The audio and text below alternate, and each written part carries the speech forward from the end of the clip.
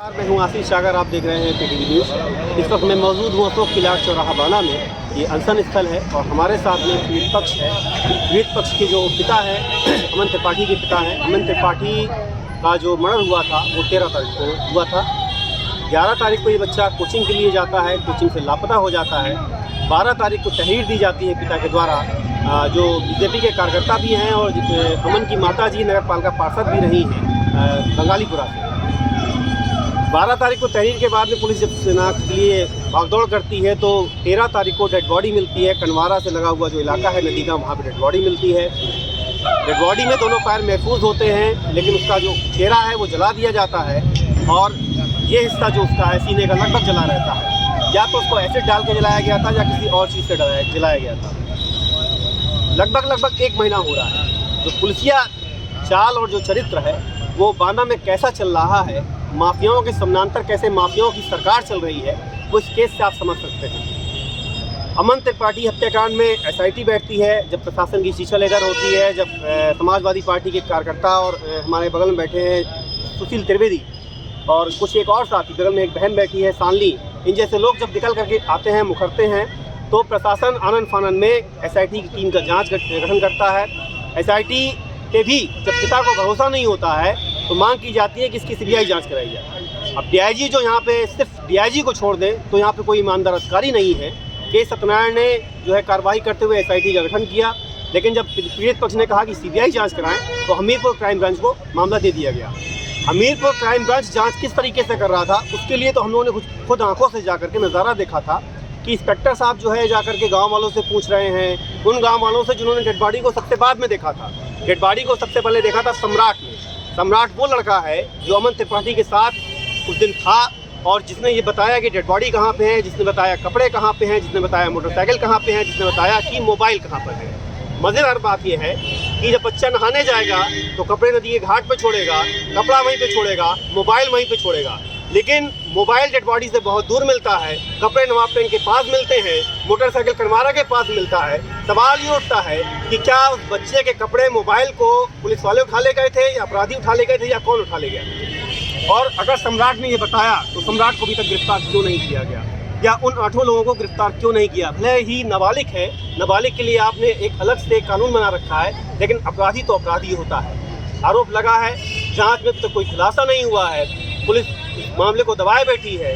पिता का आरोप है कि सत्तासीन दल का विधायक उसको धमकी देता है और उसको इस बात की धमकी दी जाती है कि वो अपने बच्चे की न्याय के लिए मांग न करे, बच्चे की जो जान गई है उसकी न्याय के लिए मांग न करे। उत्तर प्रदेश में मुख्यमंत्री जी आते हैं, 19 तारीख को महोबा में बड़े बड़े भाषण देते हैं कि हमारे सरकार में सब कुछ अच्छा है, समाजवादी पार्टी में ये हो रहा था, समाजवादी पार्टी में वो हो रहा था, हमने गुंडों और माफियाओं के ऊपर बुलडोजर चलवाया है। अब ये सवाल उठता है कि ये जो कांड हुआ है ये किसकी सरकार में हुआ है? अगर आपकी सरकार में हुआ है तो वो कौन लोग हैं? वो ठाकुरबाड़ी में बैठे हुए कौन लोग हैं? 8 के 8 आरोपी ठाकुर हैं। एक ब्राह्मण की हत्या हुई है, लेकिन आप एक ठाकुर को इसलिए नहीं आरोपी गिरफ्तार करेंगे क्योंकि पूरी रामराज की सरकार में ठाकुरों का राज है और ब्राह्मणों की हत्या की गई है। यहाँ पे मामला जातवाद से नहीं जुड़ा है, लेकिन जिस तरीके से चाल चरित्र और चलन आपका है वो दिखाता है कि कहीं ना कहीं इस सरकार में ब्राह्मणों का मर्दन तरीके से किया जा रहा है, चाहे वो अमन हत्याकांड हो, चाहे वो कोई दूसरा हत्याकांड हो। आज से ये अमन अनशन शुरू हुआ है, 21 तारीख है। अनशन हो सकता है हफ्ते 2 हफ्ते या इससे ज़्यादा भी चले। बाना में बैठने से क्या होगा क्या नहीं होगा ये दूसरी बात है। बेहतर होता कि ये लखनऊ में बैठते या विधानसभा के सामने बैठते, लेकिन विधानसभा के सामने तो सवाल ही नहीं उठता। वहाँ पे तो आपके पुलिसिया बटालियन लगी हुई है, कोई आपदा करने जाएगा तो आप उठा लेंगे, कोई सुसाइड करेगा तो आप उठा लेंगे, ऊपर से उसको 3.5 घंटे 4 घंटे लॉकअप में रखेंगे। ये तमाम लोग हैं जो यहाँ पे बैठे हुए हैं। हमारे साथ में पिता हैं अमन के, जैसे बात करते हैं किस उम्मीद के साथ वो यहाँ पे आए हैं और बगल में 3 भाई बैठे हैं, इनसे ही बात करेंगे। पहले बात करते हैं पिता से। आज आप अनशन करने के लिए बात हो गए हैं, मामला लगभग 1 महीने का हो रहा है। इस बीच में सत्ता पक्ष के लोग भी आए, विपक्ष के लोग भी आए, लेकिन न्याय कोई नहीं दिला पाए और लगता भी नहीं है कि न्याय दिला पाएगा। तो आगे जो अनशन की स्थिति आई है वो आपकी कैसी मना स्थिति है आज और क्या सोच रहे हैं, कैसे मिलेगा न्याय?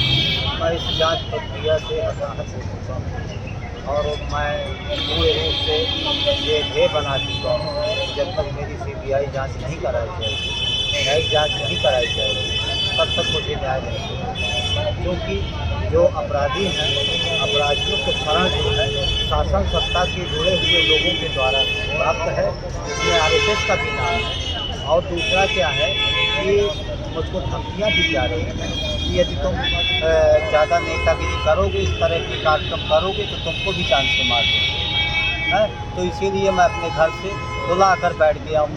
भाई मेरे बेटे की तो हत्या कर ही दी गई है, अब मैं बचा हूँ तो मुझको भी मार दो। कौन धमकी दे रहा है? ये यही शासन सत्ता के लोग, माननीय लोग, हम माननीय लोग दे रहे हैं। और पुलिस प्रशासन का भी दबाव है, वो भी कहते तुमको उठा लेंगे, है, मार देंगे, है, किसी के द्वारा भी मरवा देंगे तुमको, तुम कुछ नहीं कर पाओगे, पुलिस से लड़के जीत नहीं पाओगे। आपको लगता है कि CBI इस तरह से जो CBI काम करती है और आज तक बहुत जल्दी खुलासा किए नहीं CBI, क्या लगता है तो को CBI अगर जांच हो जाएगा तो न्याय मिल जाएगा? अब भगवान हमारा न्याय करेगा, कम से कम जो ये लोग लिप्त हैं तो इनसे जांच अलग जाएगी तो हो सकता है भगवान की इच्छा हो न्याय मिल जाए।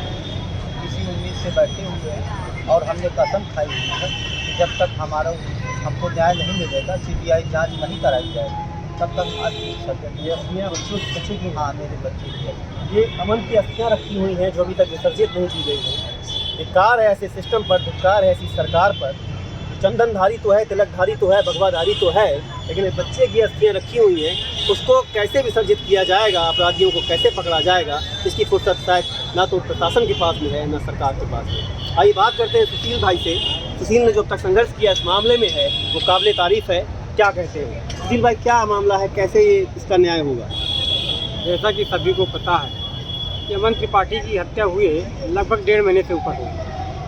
हमने कई बार आंदोलन किया, बांदा के तमाम शहरवासियों ने इस आंदोलन में सहभागिता पूरी ईमानदारी के साथ किए और उन्हीं के आंदोलन की वजह से प्रशासन दबाव में भी था। लेकिन जांच के नाम पर सिर्फ खानापूर्ति की जा रही थी, पीड़ित लगातार दहशत में रह रहे थे, किसी भी आरोपी की गिरफ्तारी नहीं हो पाई थी और जांच के नाम पर सिर्फ ये कहा जा रहा था कि जांच के बाद कार्रवाई की जाएगी, लेकिन आज तक ना वो जांच पूरी हो पाई और ना कोई कार्रवाई हो पाई। अभी इसी दरमियान मैं समाजवादी पार्टी के राष्ट्रीय अध्यक्ष आदरणीय अखिलेश यादव जी से भी मिला था और उन्होंने एक टीम गठित की थी और वो टीम पूरी जांच रिपोर्ट उनको दी है और संभावना है कि आगामी बहुत जल्द राष्ट्रीय अध्यक्ष जी बांदा आने वाले हैं और यदि समय मिला तो वो पीड़ित परिवार से आकर के मिलेगा।